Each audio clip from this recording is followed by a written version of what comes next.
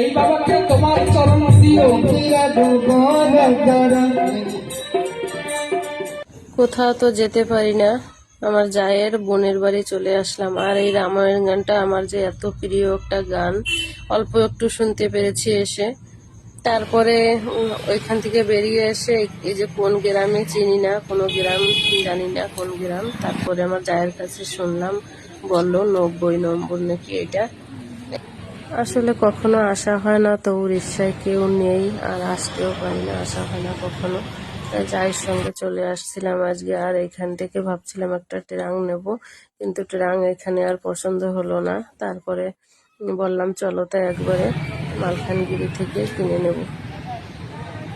এখানে এসে আগে 2-3 দোকানে গেছিলাম, সেখানেও হয়নি। তারপরে এই দোকানে চলে আসলাম, এখান থেকে কিছুটা কেনাকাটা করেছে আমার যা। এখানে দেখি অনেক জলদি জলদি দোকানপাট সব বন্ধ হয়ে যায়। আমাদের তো অনেকটা রাত হয়ে গেছিল, বাড়ি আসতে আসতে 1টা-1:30টা বেজে গেছিল। সবাইকে জানাই শুভরাত্রি, গুড নাইট, টাটা।